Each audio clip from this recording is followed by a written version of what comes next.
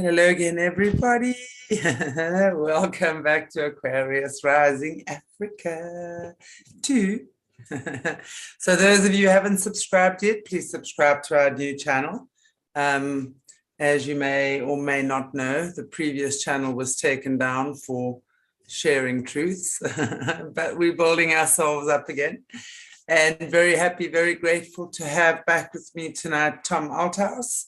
Morné is away at the moment, still having his little Easter vacay, and I'm told he's having a wonderful time, so lucky him. And but good to have you, Tom. How are you doing? How's it going? Great. I'm totally stimulated. I'm just thinking, life is not boring, that's for sure, but it's good to be back home. Yeah. Absolutely. We were having a couple of interesting little chats off air now, and literally saying, how far is this going? Because I think for many of us in this community that we're working and we speaking with people, and just so many of the survivors and the overcomers stepping out and whistleblowers telling their stories. And I mean, one is just more horrific than the other. Really is a time where there's just so much, and we are well aware that we are at war right now with the shadowy aspects. And we understand full well that the playing field is the internet, or I think one calls it the internet, right? And of course, so it's this information warfare really that's going on, and there's just so much happening around us.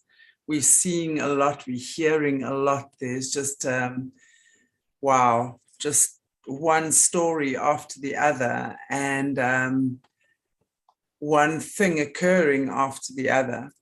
And I know that in your life personally as well, there's been a lot that's been going on.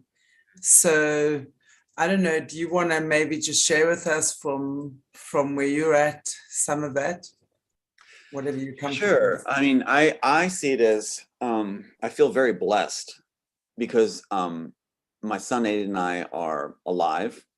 We have survived probably the worst that could be thrown at us in this country. And we've exposed every tactic that they have in their playbook, and then some. They've even improvised. We have players coming at us right now constantly. And I can just lay it right out. Like, what is the main tactics they play when they're caught? They really are caught now. And it's almost like we're in the position, if you will visualize, the public is the parents, and you've got the kids coming forward, and they're going, well, she did that, he did that, she did that, he did that. It's this tattle time where we're dragged before the parents, basically, and it's like audiences are going to judge, who's telling the truth, who was bad, who was the bad seed. And so you see these switch of tactics where now they're trying to, it's like a kid that's a bully punching the younger kid, punching when the parent's not looking, and then try to look like they're innocent. The cover articles that are done in the media, they rule, our own, are like them, the face they're showing the parents. The punches behind the back of the child that they're trying to lie and get into trouble with talking points and things. That's the helicopters, the 302s, the intimidation tactics being employed. And then, of course, the liar stuff, the talking points of it's all lies. It's like a spoiled children trying to stop another child from telling the truth of what happened to them, to parents. Yeah. It really is like that. It's that juvenile. And they have all the toys, all the money, all the resources, all the woman and manpower, and they picked out the ones that are willing to be corrupt and have given them position to do it. And these people will brag about getting the most expensive ranges. And it's amazing how often this happens. Remodeled kitchens. They'll brag about getting their kitchens remodeled. both the bot attorney to my sister, to my brother-in-law, all bragging about getting the most expensive ranges, remodeled kitchens, showing it off. And these ones that are rewarded to do the, just like the other kid brought in to tell or lie, they brag. They brag all the time. My sister was bragging that Secret Service would be on me, that Brian Fitzpatrick, this, FBI, lifelong FBI operative and congressman who's involved in Ukraine now. Why is the FBI over there? There's a cover article on that. Doesn't make any sense, but they cover our article, local paper. Gives her all these rewards. And it's like, and then when the police do corruption and work for the FBI, Brian Fitzpatrick will push for a bill through Congress where the police get immunity and argues that police have never done anything wrong to any American citizen. Meanwhile, Trudeau, through his top attorney general equivalent, argues in a paper sent to me that police in America have never harmed any US citizen ever done anything wrong. Are you serious? So basically, they're reduced to it's all lies as their main talking point. But when you look at, like I sent you some footage the other day, they try to basically put the loaded gun to your head. They will do things where they take their waste taxpayers' money on fuel, and jet fuel and helicopter fuel is pretty expensive. And just one trip could be quite a little paycheck for our taxing of the public. And when they do this repeatedly, like I showed you some footage finally of the helicopters circling over top of my home. These are 2 helicopters, military helicopters, going around and around and around over the home. That's a lot of fuel. That's a lot of taxpayers' money. And yeah, I was thinking that when I was looking at that footage. Yeah. I mean, that's, yeah, that's really, so, they will always seem to talk about the issue around how much money is being spent on public services or anything where the public is involved, yet at the end of the day, they're the ones sitting with a big fat, wads of cream off the top. right. Literally at the end of the day. Yeah. Most of their expenditures are going to be on harming US citizens in this country. And Trudeau, with Canada, you're going to see more and more things happen to Canadian citizens if Trudeau is still in power. Trudeau is the playboy, pocketed person of Hollywood. And he doesn't really care about government. He cares about having a good time and having the power. And if you look at what Trudeau has done, from what I'm told by Canadian officials who were actually sympathetic to our cause, he has taken Canadian oil, allowed it to be refined by US companies, and then Canada has to buy it back. That's Canadian oil. So why is Canadian oil being shipped out by Trudeau? Makes money off it. His finance minister that was in hot water for a long time, Joel Silver and Warner Brothers, takes Alder Carbon, other things of Netflix, and puts it into Trudeau's pocket. And Trudeau will brag, and his finance minister will brag, that it's the biggest boon for Canada, Hollywood money. Well, the only reason they're getting the Hollywood money is because Trudeau is in bed with the Hollywood group, literally in bed. And then Trudeau in articles will these cover articles are hilarious. Think of Trudeau again. And think of Trudeau also, his administration. He assigned the #1 lady of his team to Aiden and I, and said that Aiden and I were attacking Canada. We're not attacking Canada. We're calling Trudeau and Harvey Weinstein and Mike Lang and these others on the carpet, but we're not attacking Canada. We are for Canadian citizens and for them not being snowed over like this. And so one of the funniest things Trudeau did was he excuses partying and taking flights with stars of Canada, female sexy stars. He makes an excuse for traveling with them to the US. Now it's like he wants to be Iron Man, like Tony Stark, and travel with these beautiful women on the plane dancing with the pole. So anyway, he is going to Hollywood and to US, traveling with these people. And he claims that the reason he does it, now here comes the big one, this is beautiful, is because US diplomats only respond to females that are beautiful. So therefore I'm doing this as a state tactic.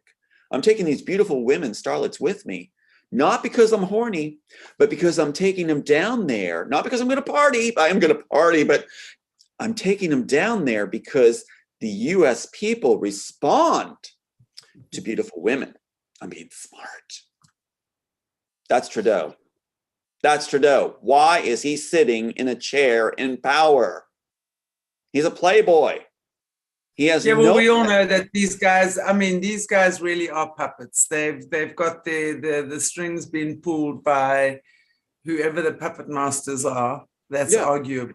Well paid. Yeah. And they're trying to, but they would, watch for more youthful, I'm going to mock it, youthful looks. I mean, what did Robertson want to do with me?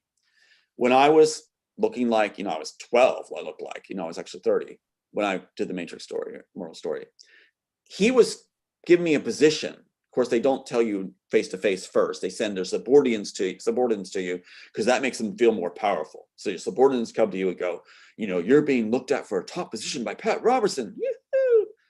And it was to be the face of the Christian Coalition. I was to be the face of the Christian Coalition. Now, what would I get for being the face of the Christian Coalition?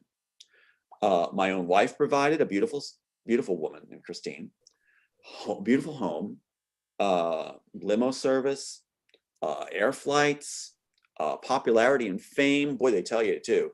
This is exactly what the Wachowskis were told when they were wined and dined by De Laurentiis. So our shallow state works on the idea of rewards, awards, and honors. Robertson said that in his article. Let's look at the other side of this. Why these people sell out. Awards and honors. There's a transcript we have from a Darlene Graves, who was one of adjunct professors at Robertson, that when I was approached by this professor on this trip, who's now at Liberty University, Dr. Sova, and he told me about the sex ring and wanted me to have sex with him in order to make it. And it was like, wow. And even said, who was a former Catholic priest, I mean, you can't get more stereotypical, not to mock the Catholic Church, but this was a former Catholic priest. He said, he took an interest in you, and now he's gonna be really mad because now you're my boy. That's what Dr. Sova said, who's at Liberty University, Falwell. And so on this trip alone into DC, he's explaining about Robertson and how the sex ring works, and that Robertson's the head of it, and that a pastor came forward and explained it to his church, at Kempsville Presbyterian Church, where Robertson covered that by putting his own PR head, David Gerritsen, not a pastor, in charge as the pastor to cover it up. So what you see is rewards and honors, as Robertson said in his article, is always done to buy the people. And then there's rules attached to that, and your hands are dirty if you accept. So you're going to stay in that process. And you also have the process of the sex rings that are very much a part of this whole system, from the US government to Trudeau's government to you name it. Michael Yako talked about it in this interview with me. He's like, you're a beast, Tom. You're a beast. You're driving this forward. It's great. I'm like, you're a beast too, Michael. We were like complimenting each other. But he said that he had to stand outside the door of the Clintons while young people were taken in those doors. He said it himself. It was his job as a CIA agent. So it's interesting. It's like right from Game of Thrones. I mean, we're looking at rewards and honors in a sex ring operated world government. That's what's going on. And we who do intellectual property are considered the rightful owned assets of these top players that like to call themselves the elite. That's where I throw a wrench into the whole system, because I was named, Robertson's group called me difficult. What do you do with people who create viable, powerful, unique, revolutionary, as Bonaventura called it? Let's just say it as they call it, intellectual property that captures the world's attention and changes the way the world thinks. What do you do with them? Well, let's try the tactics. Send them a beautiful woman. That doesn't work. Send them another one. Sending you the women is part of the tactic. They play women. Why do the women play along? Rewards and honors. What did my... It's always, I think in each and every one of these situations, Tom, the more we speak to people like yourself and others who've been in a similar situation, it really is the way they operate. They go for the human weakness. Okay. I mean, the way I see that, this whole, the shadow side of life. Some call it satanic, the devil, whatever, you know, the dark side. Mm-hmm. They know exactly how to tap into human weakness, Mm-hmm. which is money, power, greed, really, when you look at those three aspects around that, where all of these people get hauled in. So they, you know, as you've said on a number of occasions, like with family members of yours, they were able to buy them off. Mm-hmm. All these elite little movie stars and singers who've all won awards and stuff, they've been bought off. 99.9% of politicians have been bought off, and they've been groomed and put in these positions from when they were brought into the system. And the majority of them, like, I mean, you're looking at people like Trudeau, Musk, etc. I mean, their lineage comes from the system. They are born into the system. That's right. They are, you know, so it's interesting then, you know, obviously from that perspective is that it's not even really a choice for a lot of them. I'm interested to know from your side, Tom, as a little kid, were you actually born into the system in the sense that your parents were in it? Were your parents Masons? I mean, do you care to share that part with us? No problem. Yes, there was the Masons element. Yes. We have a line that is connected deeply to history and events in America off the charts, plus European history. So, I mean, you look at my family line, and one of our family names is Monroe, President Monroe. We're related to President Monroe, the Monroe Doctrine, which shaped our country. Also got the Bell, and that's related to John Bell Hood, one of the best generals of the Civil War, Confederate general, for Texas. And so here I'm in Texas, where, you know, I was actually given a coat button off his coat that fell off at Gettysburg. And yeah, so it's like, then you look at our family history long line. I'm descended from the line of David. And also, and that's true, like, you know, the lineage is there. And then now, is this from your maternal or your paternal side? My mom's side. And so your mom was born into the system and was part of the system, and your dad as well? Dad also, yeah, my dad's line, very, very wealthy in the past, and the Huppers, and gosh, we have the Bowman. My mom's side, strong, Bell. And it's interesting because somebody just surfaced for me. We talk about the bloodlines.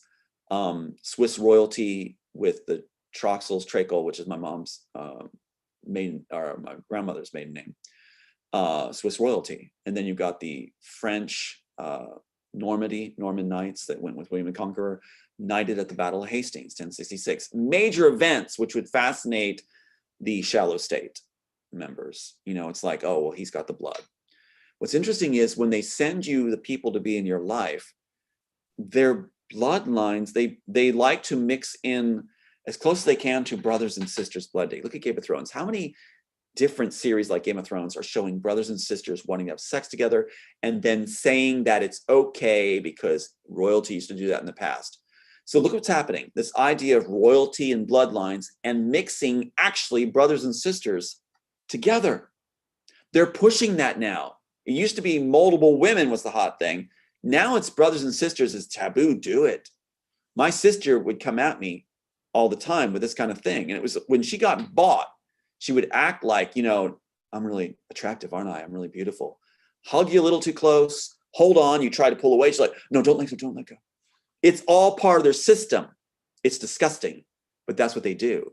So when my honeypot wife comes along, I didn't know it. She's part of the Bell family line. I'm part of the Bell family line. I didn't know she was.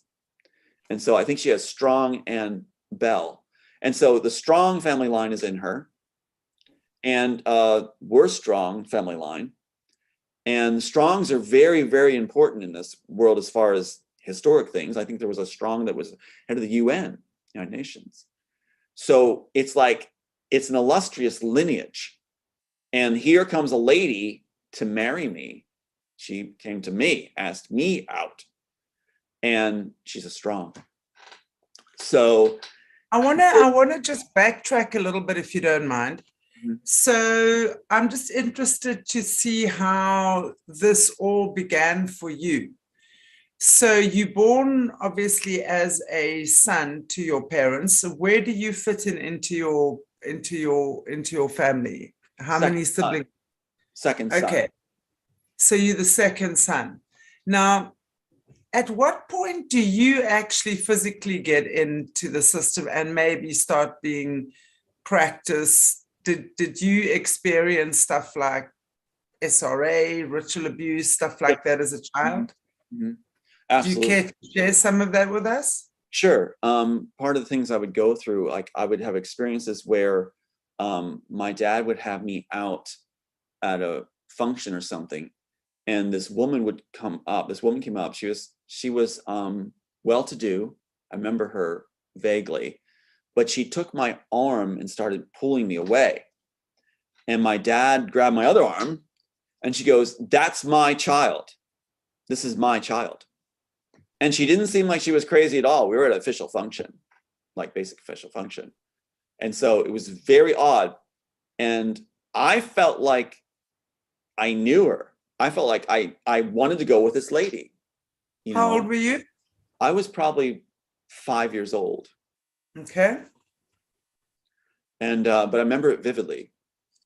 And so that's one instance. There was definitely ritual abuse.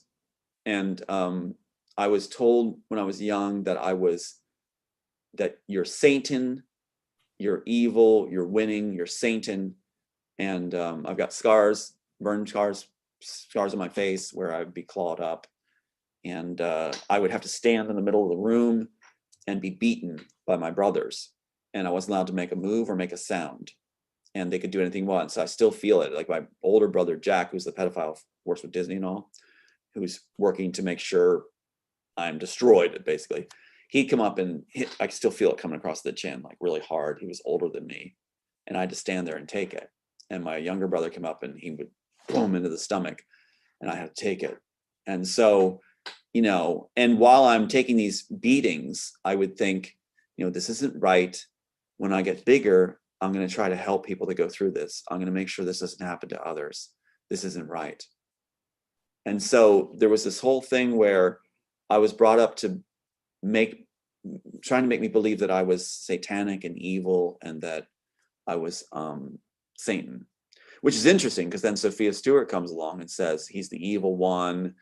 Tom's first they say he's just gonna be a footnote because they're all about legacy and popularity. So I'm not going to be anything. And if you look at the Wachowski's article in TMZ, it says, you know, he's a know-nothing. He's just a hack. So that's what they're putting in TMZ, owned by Warner Brothers worldwide.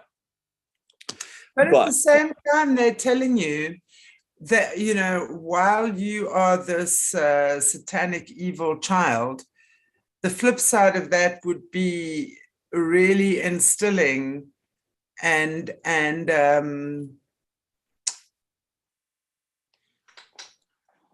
cashing in, if you will, on the genius that is you, because no doubt you were born with a gifted mind. Right. So they would have then been feeding that as well, right? The genius side of you. Yes, absolutely. So at the same time that they're feeding the genius side of you, they're feeding the fear side of you as well.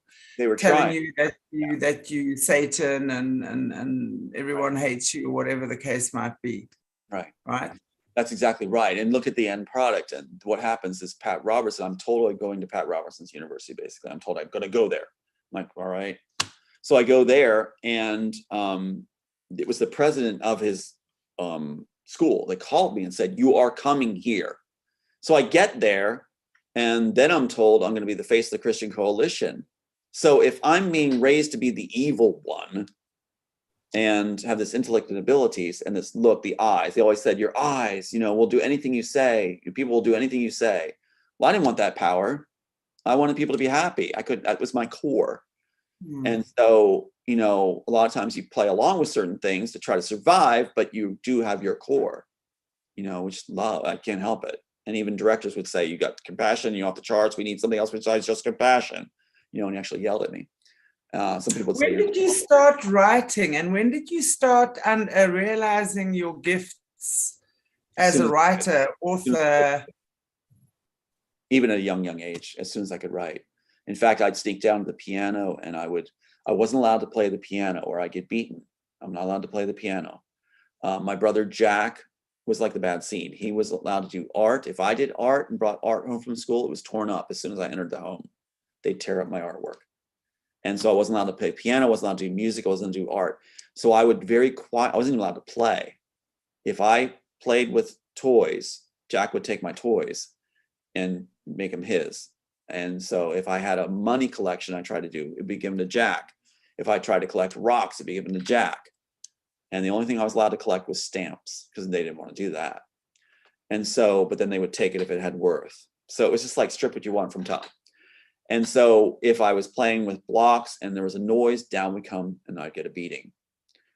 Chores were my playtime. I had to do dishes. I had to do vacuum. I had to, you know, take care of the home. Was this all of the siblings or just you? Just me. And so that's why when I saw Cinderella, I was going to say, this is like a little bit of a Cinderella. Is there a programming that is called Cinderella programming? Yeah, it's like because it would seem that they would be grooming you to understand that you have such great gifts, and whatever you're creating just gets taken away. So that therefore then becomes the norm. You know, it's like that's what you are groomed to experience in life. You just hit something so important, so important. This experience that I had, where actually my mom would actually say, you're mental, you're mental. I was always told things like, you're mental, you're nothing, and then mocked in front of my other sibling brothers, and they felt inflated and important. And so they could make up anything and I get beaten.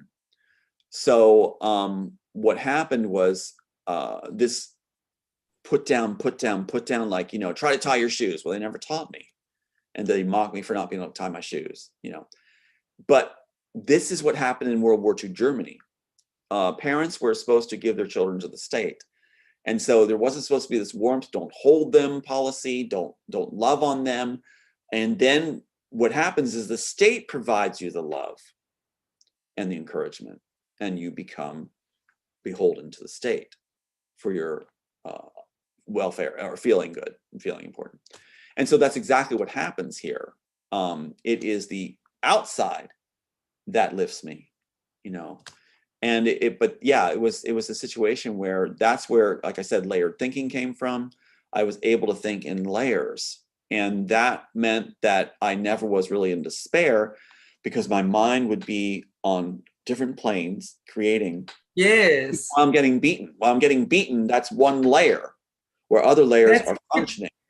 Yeah. But isn't that interesting? Because wouldn't that also be considered, and you can correct me if I'm wrong, this is dissociative identity disorder then, which is the splitting, which is trauma splitting, basically, which is what occurs. And I love the way you put it when you speak about the layers, because in that time that you were basically being forced to be beaten, humiliated, shamed, whatever it was in your environment, you were out creating and making and exploring different universes. That's what it seems like to me, and different layers and dimensions, which is amazing. And then brought it back. And then through that trauma, if I can put it this way, you then created the first that I know is the Matrix. Would that be accurate in what I'm saying? Well, that's the first thing I wrote all the way out. But before that, yes, before that, I had many, many different stories, even at a very young age. I was creating stories because of the trauma and things. I created stories. I would sneak down to the piano and Did they see your story? And I'm sorry to interrupt you, Tom, but I'm just interested. So when you started writing these stories, did anyone see them? Because I'm interested to know if they saw what you were already creating. At what point did they realize that you are a gifted writer and creator? Really, it happens around 9th grade. In 9th grade, I'm still getting beaten. I'm still going to school bloody. And it was amazing that nobody did anything about it. You know, it was like this Taman in junior high. Nobody did anything about it. But there was a writing teacher named Dr. Schreiner, and he was my English teacher at the time. And then I had this shop, Mr. Binkley was my wood shop instructor, and then I'll name one more. Mr. Mariello was my art teacher. Now, these names are important to me because in 9th grade, I let the veil go and I showed what I can do. I didn't dare show what I could do before that. In fact, I intentionally did bad in school so I wouldn't draw attention to myself because I could get beat. And so what happened was in 9th grade, Mr. Mariello took me and 3 students down the Philadelphia Institute of Art, gave us a tour and said, "You've got to do art, Tom." Said I was an art prodigy. Mr. Schreiner had me writing things, give me A's for my writing, said, "Oh my God, you got a gift for writing." So art writing. Mr. Binkley in sports gave me a letter for track and such, and surprised me with it. And so there I am at assembly walking up to this wonderful man. God, I didn't know ahead of time. I had been beaten, mocked at school too. And then Mr. Binkley had me come up and announce my name and gave me a letter. I didn't know it was going to happen. So it was like in 9th grade, it was like, bam, the doors came off. Tom is very gifted. Tom is a genius. Tom's gifted in all areas, writing, art, sports, you name it. And so it was like the doors were off. It was like lead shoes on and off they came. And very interesting. The mentality of people is interesting too, because it's almost like, there was a joke once on Saturday Night Live where they had this caveman creating fire. And he's like, "Look, I created fire," basically. And the other ones killed him because he created fire because he might draw too much attention to be popular. And it's like, that's what it was like. I got beat more by certain students, and I still remember their names. Just horrible things done, like nose excrement being thrown onto my back wet. And the teachers did nothing because they wanted to be popular, these other teachers. But it was like for Mr. Mariello in art and Mr. Schreiner in English and Mr. Binkley for sports and creative work and woodworking, it was like these people were like a beacon of light. It was like somebody actually cares in the world. I'd never known that before. It was like I can show my gifts and it means something. And so that's one of the points where I was like, I want to do art to help people come together and take care of each other, not clamor and destroy each other because they want rewards. So I became the anti of what we have, the anti-system of the shallow state, anti what they wanted to create. I became the anti. So I'm the anti-Satan, not the anti-Christ. So in a sense, Wow. Bred to be the other. Yeah, bred to be the other. So that's why the Matrix story, you have to go through my life in order to write that. The Wachowskis, they wrote Carnivore and Plastic Man. Still nobody makes it. You know, Plastic Man defecates radioactive material. Well, that's dumb, I think. And then Carnivore eats rich people. So what? Nobody's still making it even after all the things they stole to be successful. So they keep repeating stealing on my work. And it's like, you know, it's interesting because if you look at Sense 8, they took the idea when they had all my notes and everything of feeling other people's feelings, layers, and feeling what they felt in their thoughts. That's me wanting to bring the world together. That was the concept I came with. That's why Neuralink and things. So they simply said, we're going to make, after they stole all my materials and the case was thrown, that very week they announced we have something too big to write down, Sense 8. And they got $1 million deal with Netflix where the attorneys from Warner Bros. Went. So what I'm saying is they took the ideas that I had written down in my notes and everything they had through Discovery, one side of Discovery, and capitalized off that, but still didn't understand it fully, and still made it for the dark side. I want to make it for the right side, for light. I want to make it where my piece is shown. I have another host that's saying, send me your script. And it was a fair request. A lot of people do. The other side says, send me your full script. I don't send the full script. Because if I send the full script, I'm showing the train station scene and everything where the matchups are shown. If I give the full script, then who's going to come see it? And that's what Warner Brothers wants. It's like a comedian telling his best jokes. Who's going to watch his performance if he gives his best jokes away on writing first? You want to have the experience. It was written to be an experience. So I can't give the full script away. And they keep pushing. The other side does that too. And the other side also says, let's do a blend of your work. Marvel Comics will do a blend of your work. No, if I do a blend of my work, it doesn't show that it's my work. And if it's my work, Aiden has a life and this ends, just like what happened to the Batman family, the Fingers family. If we're proven that we have the matchups that precede our copyright, precedes Matrix, then our life changes and we can have the seat of power to make it a better world. So I was bred to be the Antichrist. I was bred. Now, there's a lot of people probably out there bred to be that.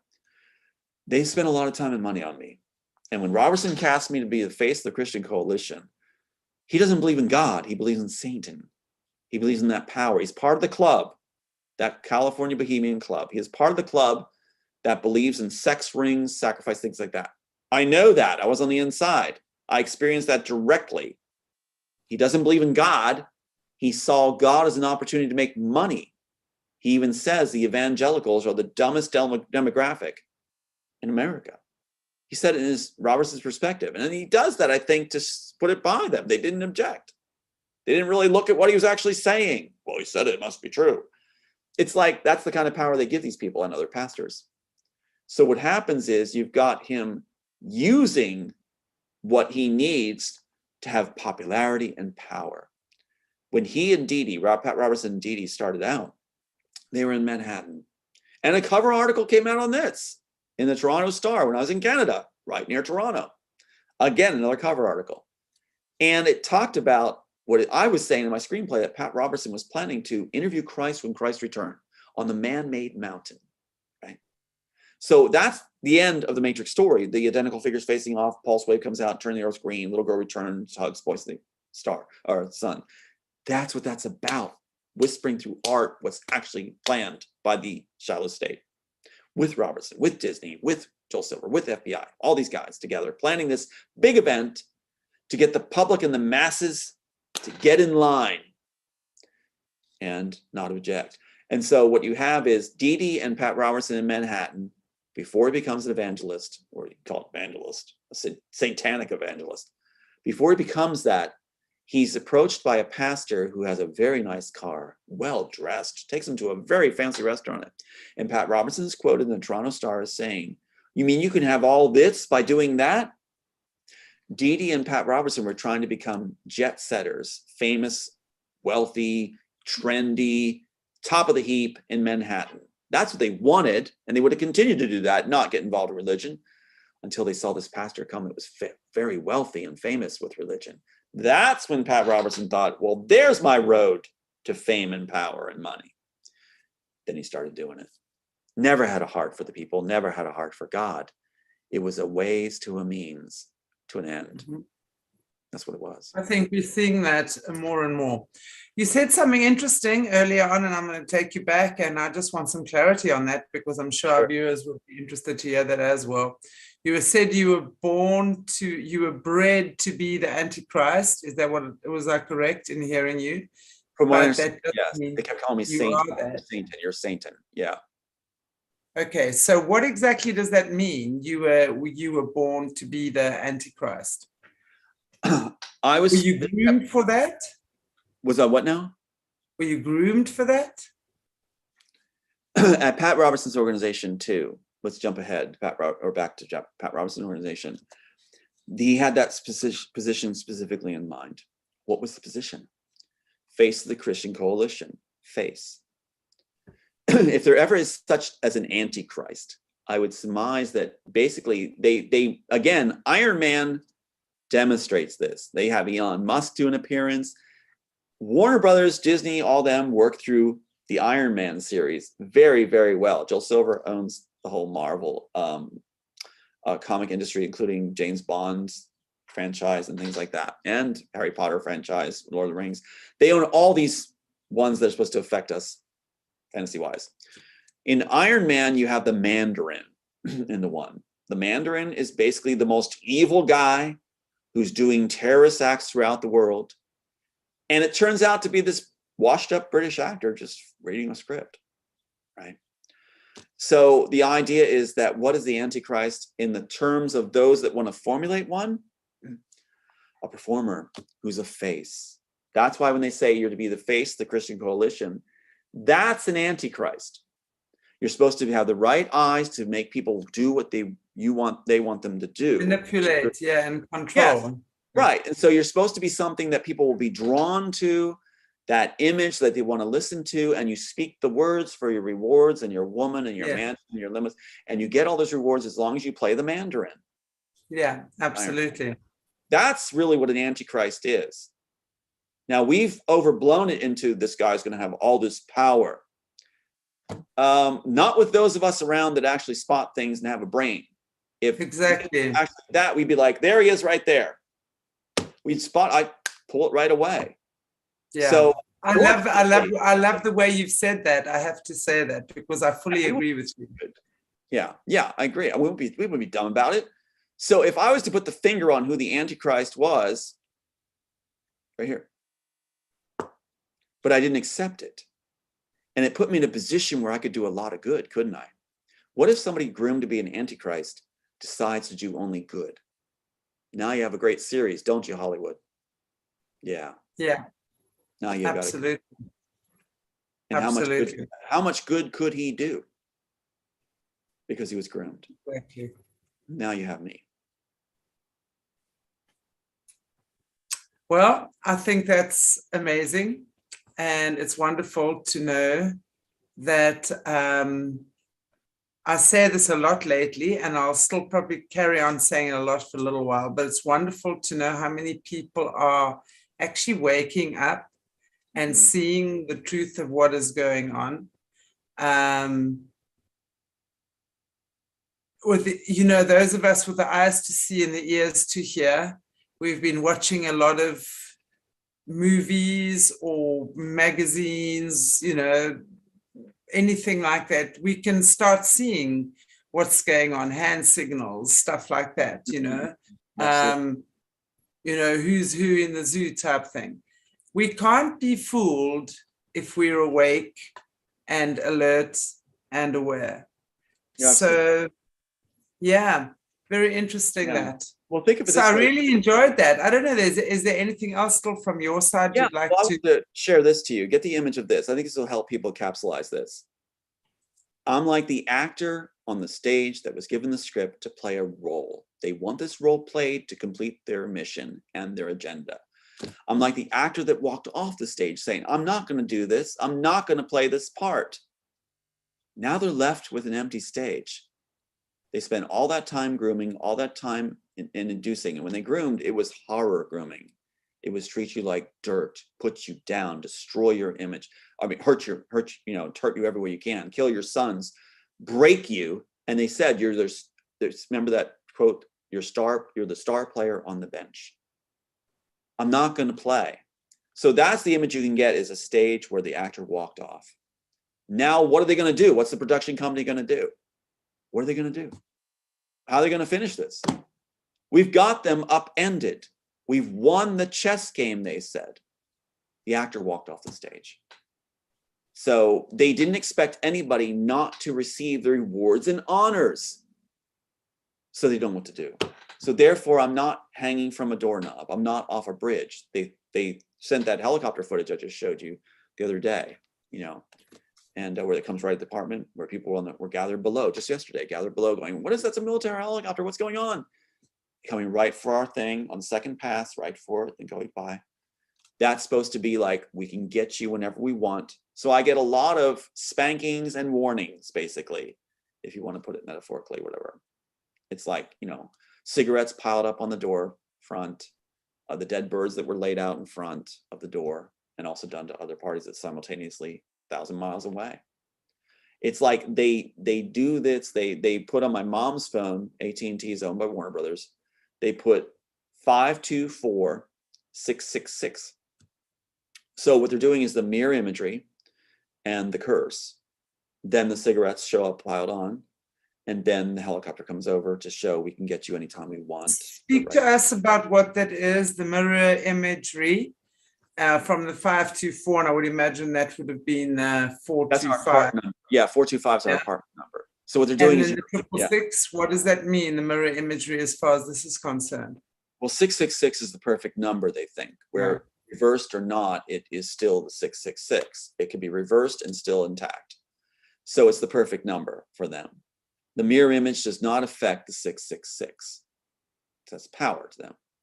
It's also in mathematics one of the perfect number systems beyond even tens. So apparently, but what you have is the mirror imagery is employed all the time in my situation. In Animatrix, if you go to Animatrix, you have the antique house instead of the antique shop. That graphic is my name reversed, Tom Park ALTHOUSE, across the screen backwards. Then you've got, what else is it? A lot of these things, like they'll take it, they'll reverse it, and it's supposed to be like the Alice in Wonderland thing, where you're on the other side of the mirror. And it's supposed to have this power where we own you, because, you know, the reversing process or something, you're now in our realm or something. I forget how they describe it. But the mirror imagery is very, very important to them. And so I think it stems from this idea of power, in the fact that, because they say all about power, where you can't control it anymore if you're in the mirror. If you're in the mirror, you no longer have control of your world. You're in the Alice in Wonderland world. So that's why the pills became such a big thing and everything else. Why they pushed the red pill. So, and just think how people have just ate that up. You know, how many people see red pill and red pilled? That's shallow state terminology, because it's actually supposed to be blue pill, like we said. So they would be very upset. For many of you, and I was also talking about being red pilled, I have to say. So now that I know that, how would you know not to be? Because they don't, truth is not being shown.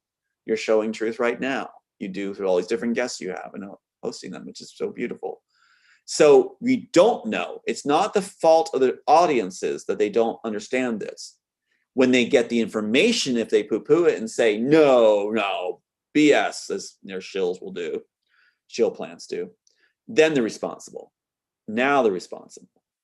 They know blue is good, red is bad. And where does the blue come from? Which is interesting. The blue comes from right here, the blue eye.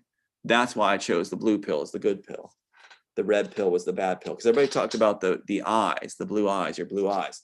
So I thought, well, okay, if that's supposed to be good to them, I'll make the blue pill the good pill. And then it's interesting, because in the story, the red pill is the bad pill. They take the story and make them taking it, they're bad for taking it, and I'm revealing them as bad, so they make the red pill good. I think it's just fascinating. They invert red pill for blue pill. Yeah, for blue when pill. they steal it. How old were you when you wrote this? At what stage in your life did you actually write The Matrix? I was 30. And that's right after the Robertson situation. I'll show you. Can I share a screen with you real quick? Yeah. I know. Just a minute. I'm going to. I think I have it. Watch this. I'll show you what it looked like when I wrote it right here. Here's what I look like. This is taking I wrote it. That's me. My goodness, you look like a child. That's why Robertson was so into it. Yeah, that's why he was into me, and so have the others. Now, just for interest's sake, here is the Fitzpatrick with the article. They cover article. We talked about cover articles, Intelligencer, Philadelphia, covering why he was involved in Ukraine. FBI is not usually involved, it says. It has Trudeau's counterpart with Baxter with him. So Trudeau didn't want to be left out of the game. Bringing down Shokin in Ukraine, the attorney general, destroying his life. That was Fitzpatrick's job. Here is the chief of police that sent the helicopters over our home. And you'll see behind him is the yellow brick road, FBI training to get chief of police to do their bidding. This man sent SWAT teams to my house many times, refused to give us footage, refused to cooperate at all. And here he is again. And this is the other picture he shows on the net.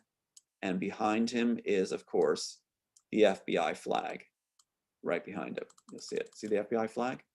So this guy is drunk on being a FBI stooge, Daniel Friel. And he has done everything under the sun to try to throw us away. Here is myself being taken away on a false 302 by that man and his SWAT team that lied me in there with my sister also. And that was that. The FBI has been involved in all the cover-ups.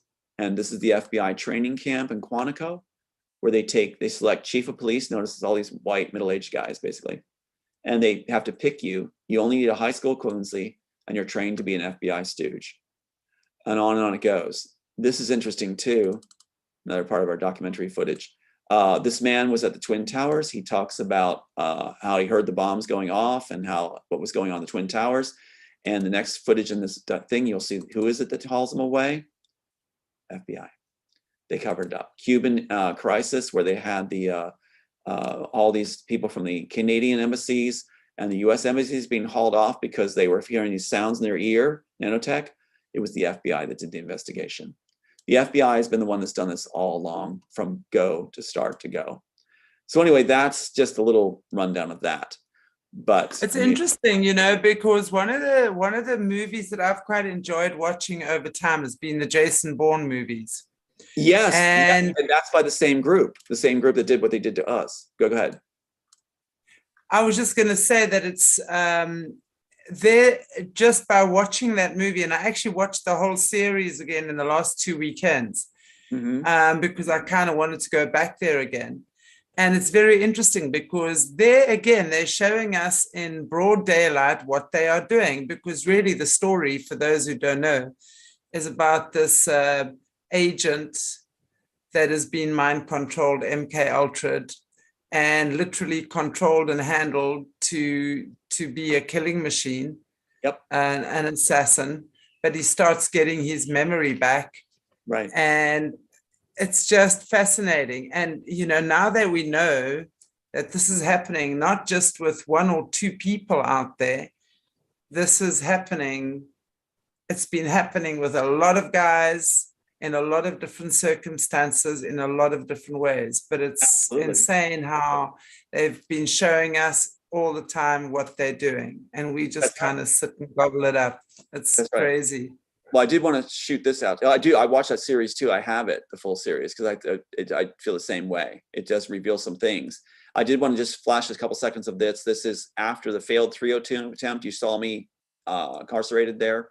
There were Secret Service police that were outside the facility, and they were going to talk to the doctor, make sure I get shut away. I didn't do anything. My sister had to say that I was going to kill people and that I was going to be suicidal. I was not. But that's all they have to do to get you pulled away by SWAT teams. And so here we have that footage I kept wanting to show you. And this happened the next day after they failed. And my sister gets the awards on the floor of Congress by Fitzpatrick. This is what flies over our house for half an hour. Right over top. The SWAT team. So the SWAT team of Deal, that corrupt police chief of Warrington Township, sends a SWAT team over my parents' house where I am in Aden. For 30 minutes, they circled. 30 minutes. And here comes the second one. This is just one short clip. 2 helicopters simultaneously circling directly over. It's supposed to threaten you that you've got a loaded gun to your head, that we can get you anytime. Now keep in mind, is that the SWAT team came to my house and hauled me off in the middle of the night. That's taxpayers' money being used for what? To try to scare Aiden's grandma? Right over our house. The circle continues and continues and continues. Thanks to the police chief in Fitzpatrick's pocket, right there, who proudly displays his yellow brick still circling our house from the FBI training, where chief of police that are selected will do the bidding of the FBI. And the other one right. And keep in mind that Shokin of Ukraine was removed from his office, harassed, defamed by Fitzpatrick and Trudeau's Baxter from the FBI. Is not supposed to be on foreign soil because he didn't do what they wanted fast enough. The FBI wanted in Ukraine a sovereign state. And so this just goes on and on. Here it comes again, on and on. So if there's any question if the FBI does do these things, this shows you. Circling the house. Over and over and over it goes. I think it's important for people to realize this money, taxpayer money, is being used to do this kind of harassment, to threaten. It's supposed to make everybody afraid, and they'll step in line. And they use corrupt police chiefs of certain areas to do their bidding by taking them to Quantico in Virginia to train them, but they don't really train. They just learn to listen and do what the FBI wants wherever they want it with people of interest and targets that the FBI have. The greatest acts of terror in this country have been done by the FBI. Nobody from foreign soil. I think we know that, and along with as I think you call them, the alphabet boys. Yeah. So we understand that all of these things are in cahoots. One is working in cahoots with each other. One is a stepping stone for the other. One is a link in the chain for the other. Exactly. And I just think it's great that the likes of you, Tom, are coming out there and just, spreading this and creating awareness around this. And because I think it's D-Day now. Oh, yeah. It's crunch time. There's a lot of craziness going on. There's a lot of things going on. There's a lot of desperation, it seems, that's going on as well. Because we're revealing so clearly. Yeah. And I did want to just flash this last one to you, what happened yesterday, keeping in mind that this helicopter that I showed you came at our house twice. It drew people out of their apartments, and they couldn't fly over because I'm on the second story, so they fly right at me. And you'll see that in the footage. And how loud this is, it scared children. Babies were crying. You got people coming out and looking at me, asking me, why is this happening? Because it was coming right at me. And so this is twice, and it lifted off from a police station. This military helicopter lifted off from a police station. And that should clue people that the military is working with the FBI. The military is not going to save us in this country. The military, the Pentagon, is working with the FBI. The FBI controls Congress too, with Fitzpatrick in Congress. So we're not going to be saved by anybody that's going to come to us in uniform. So, and that includes police. So it's something for people to realize that this whole ruse that the FBI or the military is going to save us, they are not. They're not going to save us. They're going to do what they're paid to do and protect their own families. And so here is that footage. It's just a dot in the back. Yesterday. Watch how it comes right at me. This is right on us. And then it curves away. And it came back and it comes, this is the second time it came at us. So there's in the distance, look how far away. It comes from the police station, lifts off, comes over, and then I came out and it came by again when I came out. People are gathering below because this is a huge, loud military helicopter. So that's what's going on. So the same tactic we saw earlier after the 302 failed is going on there. So if anybody is going through this kind of situation, don't feel like, oh my God, people are gonna think I'm nuts. You're not nuts. It is a tactic right from the playbook of the FBI. They want to scare you. They want to show that you're a target. It's putting a gun to your head is what they view it as they explain it. So they're showing the weapon to you and your family that if you don't get in line and shut up, that weapon's going to be used. So that's basically what these helicopter things are for. And the guys that do it, like Deal or whatever, that corrupt Warrington Township police officer or chief of police, he's not very bright at all. They take pride in this. They take pride that they can use this weaponry and they feel powerful doing it. And that's just egos behind it. So this is a waste of taxpayers' money, by the way, total waste. Yeah. Tom, together we shall move mountains. Mhm. And step by step, it seems that you've got a whole lot of great stuff going on there with the documentary anyway. And you've got a great team of people together, working together, making that happen. Absolutely. So Absolutely. I think And that's you guys amazing. too. Yeah. You guys that held in there. Really, really appreciate what you're doing. And Yeah, good morning. absolutely. Yeah. And guys and gals, thank you so much for tuning in for another episode with our wonderful Tom Althouse. We look forward to seeing you again in a couple of weeks, Tom. Be safe in the meantime, please. Be safe. Yeah. Well, I mean, Yeah. look out there. They said we've won the chess game because we did interviews and things like that. They could strike interviews, they strike hosts, they do this all the time, but word's out there, people know. So if anything happened to me or to Aiden, they know that it's too much out there. That's why I say we won the chess game. So, and of course we say, you know, I would never harm myself. I would never harm Aiden. My sister's full of it. She's paid to do it, and she's paid very well, bragging of trips and everything. So don't listen to my sister. She's supposed to say that stuff, and she'll lie her butt off to do it. But that's because she's well rewarded, as we said in the beginning. I will never harm anything or anybody. And I do hope to make a better world and to help that facilitate. And I know Aiden will help that too.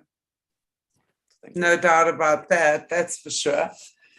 But again, thank you so much. And to our wonderful viewers out there, thank you so much for taking the time to watch this. Please give us, hit that like button, subscribe, share, leave us a comment. And, you know, just share this information far and wide, because I think it's so important that the more people who realize what's going on, how they're doing it. And I've no doubt, Tom, you're not the only person that is being harassed and stalked and what have you. I mean, absolutely, I get that you're pretty high up there in the rankings, but I think on so many different levels, this is happening way too often with way too many people in way too many situations. More than ever it's happening to so many people. Yeah, absolutely. I know, I feel that in different ways as well, you know. But it's a changing of the times, it's a changing of the tides. It's always confusing, it's always a little bit shaky during that time. So just stay strong, stay cool, stay kind, stay connected, and everything is good. So God bless you all. Take good care of yourselves, and we shall